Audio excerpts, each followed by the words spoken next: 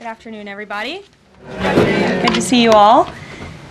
The thoughts and prayers of the entire White House remain with all of the Catholics around the world who are mourning the death of Pope Francis. Pope Francis touched millions of lives and dedicated his life to serving the Catholic Church. As a mark of respect for his memory, President Trump ordered flags be flown at half-staff, and he will be traveling to attend his funeral in Rome. The president will depart from Washington on Friday morning and return to the United States on Saturday evening following the funeral service. I can also confirm the dates of the president's trip to the Middle East. He will travel to Saudi Arabia, Qatar, and the United Arab Emirates from May 13th until May 16th. And on Thursday of this week, President Trump will welcome Norwegian Prime Minister at the White House for a working visit. The two leaders will discuss trade and regional security. This will be the 13th head of state visit of President Trump's term already. At the border, President Trump continues to deliver on his promise to make America safe again. The Wall Street Journal captured the Trump effect in a recent article. Border crossings grind to a halt as Trump's tough policies take hold. U.S. Customs and Border Protection recorded its lowest southwest border crossings in history in March, and we're seeing the same successes at our northern border. Here's how the New York Post put it. Northern border sector previously overrun by illegal migrants sees dramatic drop in crossings. We haven't seen anyone since November, end quote. According to U.S. Customs and Border Protection, just 54 illegal aliens were apprehended in the Swanton sector of our northern border, which stretches more than 300 miles in March. This is a drastic 95% drop from the more than 1,000 border crossings that were caught in March 2024. This is a main hotspot area that recorded more than 80% of all apprehensions along the northern border during the 2024 fiscal year. And new reporting from the Washington Times fully highlights the difference in Joe Biden's disgraceful approach to the border compared to President Trump's. Under Trump, border catch and release has dropped 99.99% from worst Biden month. You can't get much better than that. This statistic in particular is astounding. Border Patrol agents caught and immediately released 189,604 illegal aliens into the United States in December 2023 at the height of the Biden border crisis. But under President Trump, Border Patrol agents caught and released only 20 illegal aliens into the U.S. in the month of February. Thanks to President Trump, operational control of the border is becoming a reality, and the administration's historic enforcement measures are yielding huge results. Illegal aliens are finally getting the blunt message. If you cross the border illegally, you will be swiftly deported and never return to the United States of America. Efforts to arrest the criminal illegal alien invaders are continuing to ramp up. ICE Chicago arrested a Mexican national convicted of predatory sexual assault of a child in Cook County, Illinois. This week, ICE Denver arrested a Mexican national convicted of sexual assault of a child in Houston County, Texas. ICE Miami arrested a Nicaraguan convicted of aggravated battery in Hillsborough County, Florida.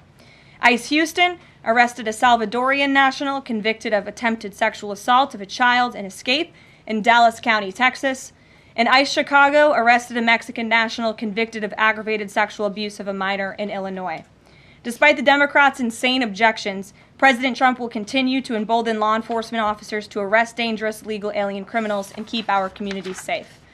And also thanks to President Trump's America First economic approach, investments continue to pour into our country. Swiss pharmaceuticals company announced they will be investing $50 billion in the United States over the next 5 years, creating 12,000 new quality jobs.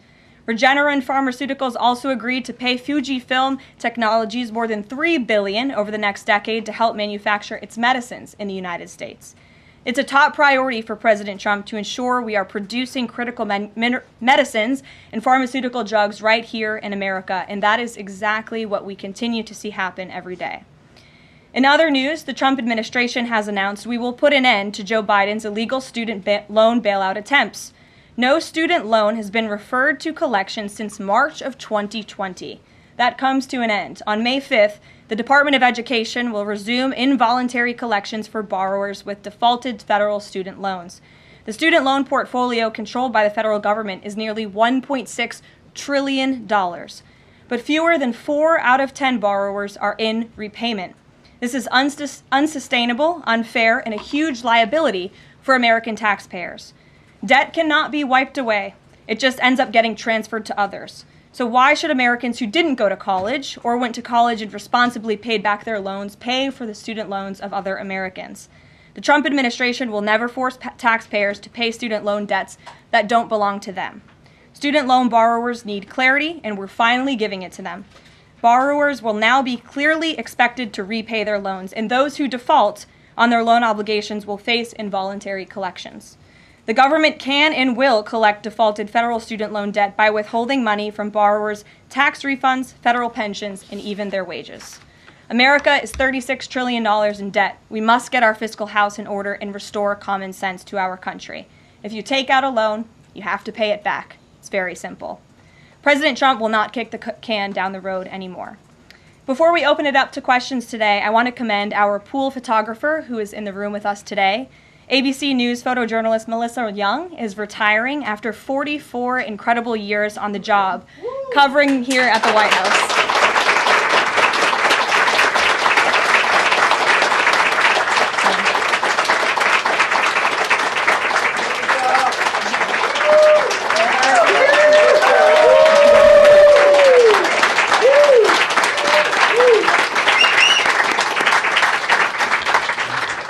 Melissa, congratulations. You have the largest round of applause I've ever heard in this room. So there's something we can all agree on, and you've had an incredible career here covering the White House. So congratulations to you, and we hope you enjoy retirement. I'm sure you will. And everybody else in the room will be very jealous of you as you're enjoying your rest. All right, let's get to it. We have an individual in our new media seat today. His name is Tim Pool. He's a political commentator and a media entrepreneur with millions of followers, a very big platform. Currently hosts Timcast IRL, a daily news and discussions show, and The Culture War, a weekly podcast exploring cultural and political issues. His programs feature in-depth conversations on topics such as free speech, censorship, identity politics, and societal change, often engaging with a diverse range of guests. He's in Washington today because we are also hosting a local media row across the street in the Eisenhower building, which is a testament to our commitment to bring new voices into the White House to cover the president and this administration. So Tim, why don't you kick us off today? Yes. Many of the news organizations that are represented in this room have marched in lockstep on false narratives, such as the Very Fine People hoax, the Covington smear, and now what's being called the Maryland Man hoax, where an MS-13 gang member adjudicated by two different judges, I believe, is just simply being referred to as a Maryland Man over and over again. Now, in an effort from the White House to expand access to new companies, you've created this new media seat. So I'm wondering if you can comment on following this expansion, you've had numerous outlets disparage the companies that you've had sit here, as well as the reporters. I'm wondering if you could comment on that unprofessional behavior, as well as elaborate if there's any plans to expand access to new companies. Sure. Well, we certainly welcome diverse viewpoints in this room, which is one of the reasons we have you in here, and there's many new faces in this room in comparison to the previous administrations. We want to welcome all viewpoints into this room. We welcome unbiased journalists who really care about the truth and the facts and the accuracy, and you rightfully pointed out the Maryland Man story, which I, from this podium, when The Atlantic published it, on that very first day, I came to this podium and said, this is wrong. The press in this room have this story wrong, and we have seen more and more evidence come to the table that we have had all along. We were always right. The president was always on the right side of this issue to deport this illegal criminal from our community. And it is despicable to see the media continue to refer to this individual as someone who is just a peaceful man living his life in Maryland. This was and always has been an illegal criminal, an MS-13 gang member, and a designated foreign terrorist. And the administration maintains our position to deport these individuals from our community. So thank you for being here, Tim. It's great to see you. Thank you. Dasha, why don't you kick us off? Thank you, Carol. You're welcome. I really appreciate it. I have two questions, one on the Pentagon and another on the economy. You said on Fox News that the entire Pentagon is working against Secretary Hegseth, but the people who were fired were Hegseth's own guys. So how do you square that, and what do you say to concerns that that's bad management? They were Pentagon employees who leaked against their boss to news agencies in this room, and it's been clear since day one from this administration that we are not going to tolerate individuals who leak to the mainstream media, particularly when it comes to sensitive information. And the Secretary of Defense is doing a tremendous job, and he is bringing monumental change to the Pentagon. And there's a lot of people in this city who reject monumental change, and I think, frankly, that's why we've seen a smear campaign against the Secretary of Defense since the moment that President Trump announced his nomination before the United States Senate. Let me reiterate, the President stands strongly behind Secretary Hegseth in the change that he is bringing to the Pentagon, and the results that he's achieved thus far speak for themselves. Is there an FBI investigation into the leaks? The Secretary said that these people would be prosecuted, so is the FBI investigating? You'd have to ask the FBI, you have to ask the Department of Justice on what they plan to do, but certainly we take leaks with the utmost seriously across this administration. You've seen people fired from the Department of Homeland Security. The President has made it clear it's an unacceptable behavior. And on the economy, Caroline, Peter Navarro said that it's perfectly possible to do 90 deals in 90 days. We haven't seen one just yet. How soon might we see a deal, and what evidence can you share that progress is being made in these trade negotiations? Sure. Well, I spoke to our entire trade team this morning. There is a lot of progress being made. We now have 18 proposals on paper that have been brought to the trade team. Again, these are proposals on paper that countries have proposed to the Trump administration and to our government. You have Secretary Bessent, Secretary Lutnick, Ambassador Greer, NEC Director Hassett, and Peter Navarro, the entire trade team, meeting with 34 countries this week alone. We are moving at Trump speed to ensure these deals are made on behalf of the American worker and the American people. And just yesterday, it seemed to get a little bit lost in the news, and I think it's a disservice to the American public that it did. The Vice President announced terms of reference for a trade deal with India. That is a big deal. We know when we look at the numbers, the monetary trade barriers and the non-monetary trade barriers from India, they have been ripping off the United States and American workers for a very long time. So the fact that the Vice President with Prime Minister Modi on that trip in India announced these terms of reference, which is essentially a framework to move the ball forward to sign a good trade deal between our two nations, is great progress, and it speaks to the work ethic and the real labor that's being put into this effort by the President's trade team. Sure. Go ahead. Does the proposals that you talk about, is that enough to extend the pauses on these reciprocal tariffs, or does the President need to see, these deals inked and signed to offer any sort of additional extension beyond the 90 days? Well, look, ask me in July when the deadline hits. I know I'll be answering those questions from all of you in this room. There's a lot of time left, and the President's trade team is working, again, at Trump speed as quickly as they can to ensure that these deals can be made. Are any of those conversations yet with China happening?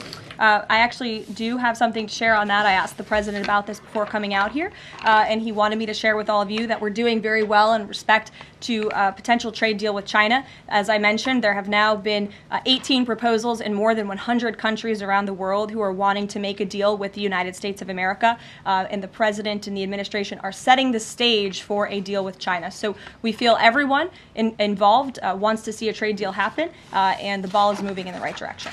Sure. Setting the stage for a deal with China, what does that mean? Has the President spoken directly with Xi yet? I don't have anything to read out on a direct talk between the President and President Xi, but we will continue to keep you updated. And Secretary Bessent reportedly today told investors that this trade standoff with China he expects will be de-escalating soon because, as he described it, reportedly the situation is unsustainable. Is the President considering taking steps to de-escalate the situation with China? Again, I just read you words directly from the President of the United States. Those are moments ago. That's where his head is at right now. Caroline. Sure. Caroline, I had two questions, one on immigration and one on China. First on immigration. Roughly how many illegal immigrants and aliens do we have in our country, and how many does the administration plan on deporting? Sure. Well, you'd have to ask the Department of Homeland Security for a specific number, but we suspect it's definitely in the millions, perhaps upwards of 20 million people that were allowed into the country illegally by the previous administration. And the President and his team are focused on deporting as many as we possibly can, and they are moving as quickly as possible. The President's team has made it clear we need more funding from Congress to do more. We need more ICE agents out on the ground doing this very important work.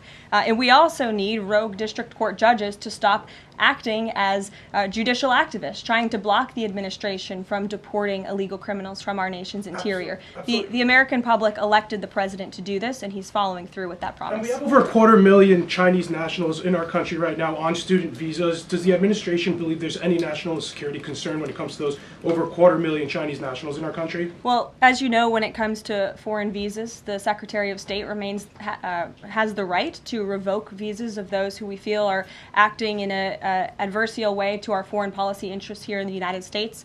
He has that authority according to the Immigration and Nationality Act. So I would defer you to the State Department for any individual case, but they are looking at individuals who are given the privilege of being on a visa in our country, and if they are acting, again, adversarial to our foreign policy interests, their visa can be revoked, and they should be aware of that. Sure. Go ahead. Yes. I'm calling on you. Thank you, Caroline. You're welcome. Over the last few weeks, several countries have warned their citizens about travel to the U.S., and the Department of Commerce's own stats know that from a lot of countries, the number of visitors is falling. Does the White House have any message for people that might be reconsidering business or tourism travel to the U.S.? Where did you see that report? With the statistics coming from the Department of Commerce. Said what? It's hard to hear you. Sorry. That visitors from a lot of countries have fallen in the last 3 months. I'd have to look at that report to comment on the merits of it. I think most people around the world recognize the United States of America is a great place to do business. It's a beautiful place to visit, and they should certainly come here because it's a much safer country than it was 4 years ago under the previous president. Libby, good to see you. A question about this upcoming announcement from HHS to ban food dyes. During the first week of the administration, the FDA announced that it's pulling its plan to ban menthol cigarettes. So 2 questions for you. How do you square a ban on menthol cigarettes being pulled and then announcing this ban on food dyes? And then how does the president feel about this upcoming ban that RFK is going to announce? Sure. Well, look, the Secretary of Health and Human Services, the president nominated him because he trusts him to make this country healthy again. It's not just a slogan. It really is a movement that has broken ground across the country. There's millions of people who believe in RFK Jr., Secretary Kennedy, and what he's doing. I don't want to get ahead of HHS with this historic announcement later and the details of it, but obviously the Secretary feels that he has reason and evidence to announce the ban on artificial dyes later, and I'll let him speak to that this afternoon. Phil. The president started the process of reclassifying more than 50,000 federal employees as Schedule F. We've already seen him march through a number of government agencies. I'm curious, should we expect mass firings, or is this a case-by-case approach, a scalpel or a sledgehammer? Well, look, as you saw on Friday, the president put out a statement about it. The Office of Personnel Management reclassified workers. They're now called scheduled policy/career. And all the president is trying to do is ensure that federal workers are being held accountable for corrupt behavior. If they are engaging in corruption as a government worker, they should no longer have their job. I think that's pretty common sense. He also believes that bureaucrats should be acting in accordance to the will of the American public, who duly elected this president. Not just this president, but all future presidents. If you work for the government, you should be adhering to the will of the American public and advancing the administration's goals and interests. And if you are not doing that, then you should go find another job whose interests you align with. So as for specific firings, I would defer you to the specific agencies, but the president in this move and Office of Personnel Management, it will make it easier to get rid of rogue bureaucrats who are engaging in corruption. And then another quick question about Sure. Google, real quick. A federal court ruled last Thursday that Google's dominance of online advertising and ad tech markets violated U.S. antitrust laws. I know the president has spoken to a number of folks in big tech, and Google's CEO was even at his inauguration. I'm curious, what is the president's reaction to that court ruling? I'll have to ask him, and I'll get back to you, Phil. Thank you, Caroline. You're welcome. John. Thanks a lot, Caroline. Some economic questions for you. Kevin Hassett has been a key economic advisor to the president in both of his terms. In 2022... And he still is. And he still is. He was just in my office. Absolutely. In 2022, he said that the independence of the Fed is super important. That's a direct quote. Is that something that the president subscribes to? Does he still believe in the independence of the Federal Reserve? Well, look, I think the president has made his position on the Fed and on Powell quite clear. The president believes that they have been making moves and taking action in the name of politics rather in the name of what's right for the American economy. The president has the right to express his displeasure with the Fed, and he has the right to say he believes believes interest rates should be lower. He believes Americans should be able to borrow money cheaper than they currently are right now. And I also spoke to Kevin Hassett about the Fed as well, and he has called into question the Fed's independence and whether they are actually doing things, again, out of the best interest of the economy, or are they doing it for partisan reasons. The president wants to see interest rates lower. He has made that quite clear. We've also seen, if I may, I'm sorry, one more, Caroline, just about, I said 2 economic questions, about the dollar. We've seen the dollar at multi-year lows versus the euro and other currencies around the world. Is it the administration's policy for a strong dollar? How does it view the dollar versus other currencies around the world? The president wants to see the dollar remain as the world's reserve currency for our long-term fiscal stability and our economic growth. He's been quite clear about that. Sure. 2 questions. And then to the woman behind you, who I haven't seen before, welcome. Go ahead, Mary. Earth Day and then the Supreme Court, if that's okay. That's right. It's Earth Day. Yes. Happy Earth Day, everyone. I saw the president truthing about the garbage pileup from China and the Pacific, and then I believe Lee Zeldin is headed to San Diego to investigate the pile of sewage from Mexico. Can you speak to what the White House has planned for Earth Day and anything in that arena? Sure. I do have points from the EPA. Administrator Zeldin's doing a fantastic job, and they are always sharing their accomplishments with the White House, which we very much appreciate. He will be traveling. I believe he's in California today for sewage situation. Here you go. Administrator Zeldin met with his Mexican counterpart to discuss steps Mexico needs to take to ensure the water entering the United States is clean and safe. And he's holding a press conference in San Diego today with elected officials and local stakeholders on the Tijuana River sewage crisis. I would also add from the president himself, he has always maintained he wants America to have the cleanest air and the cleanest water. And we want to do what's right for our environment and for our earth. And a lot of that is making sure that we have clean and sustainable energy, and we know that we produce natural gas cleaner and more efficiently than any country in this world, and the president wants to see that continue. Thank you. And then on the Supreme Court, I know the court is hearing a case dealing with parents who don't want their kids having to read gender ideology books in schools. Can you comment on that case and what the Trump administration hopes to see come from that? Sure. We hope the Supreme Court will do the right thing, and the president has been very clear. He stands on the side of parental rights, and he believes strongly that parents should have a greater say in their children's education and the content, if you will, that children are being exposed to in our public school system. Sure. Go ahead. Caroline, thank you. Hi. I'm Carolina Lumetta with World News Group. The administration ended some temporary protections for Afghans, including several hundred Christians who have been punished by the Taliban. Is the president considering any exceptions for Afghans who could face death or torture if they return to their home country? So let's just be clear about one thing. We didn't end that proactively. It expired, and it's because the previous administration illegally paroled millions of people, or hundreds of thousands of people, I'm sorry, into the country, and then gave them temporary protective status, which again is a temporary status. It's not a permanent status in this country.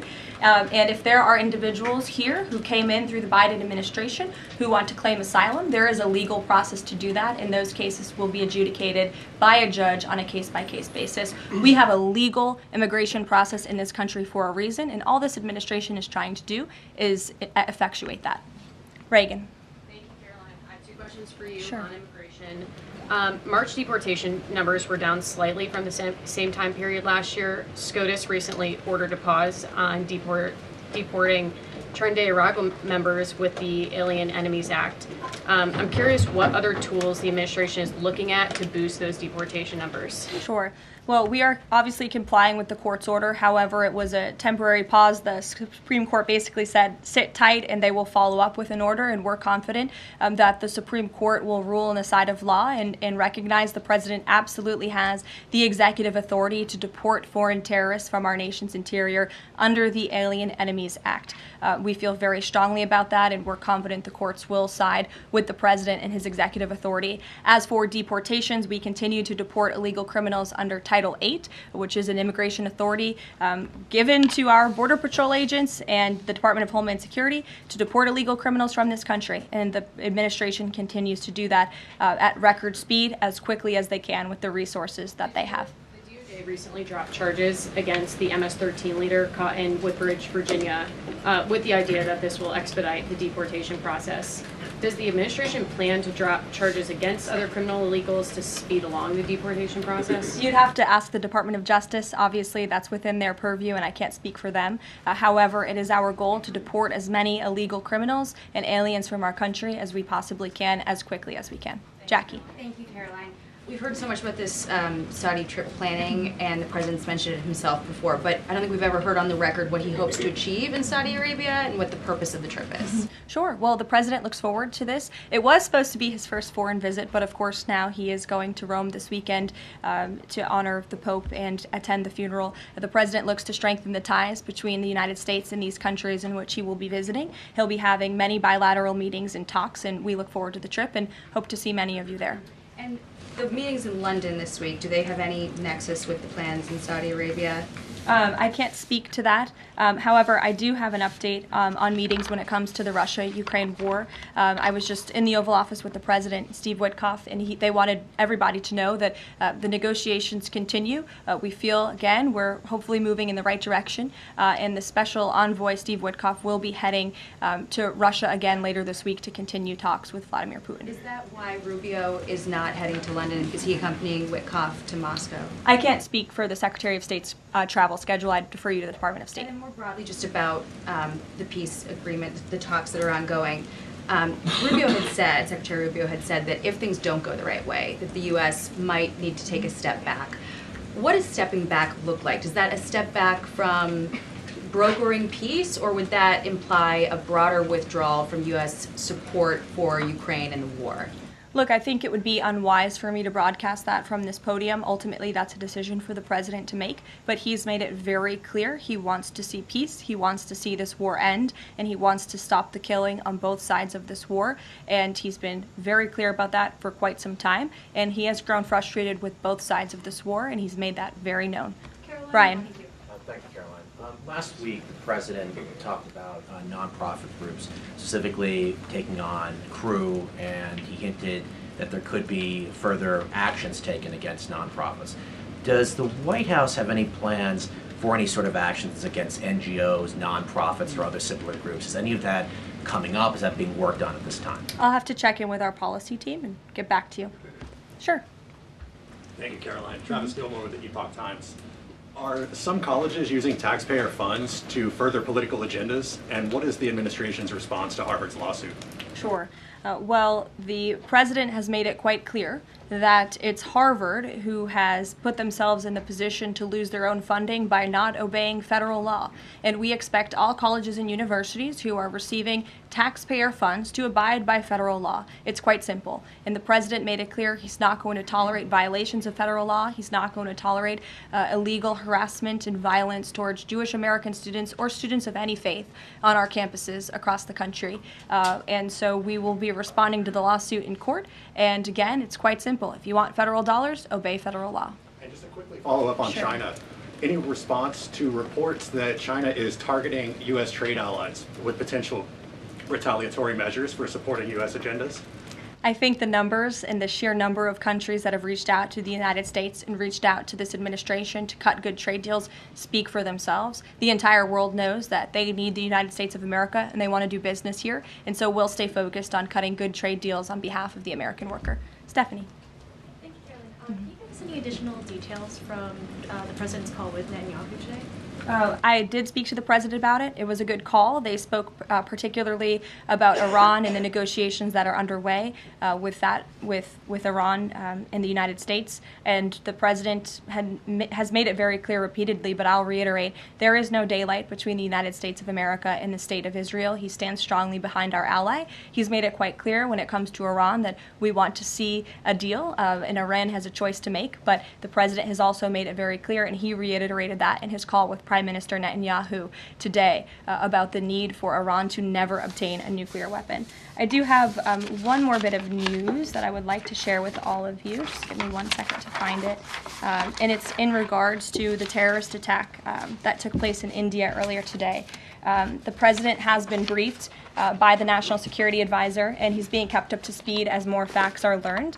What we know already is dozens were killed and even more were injured in a brutal terrorist attack in a popular tourist location in South Kashmir.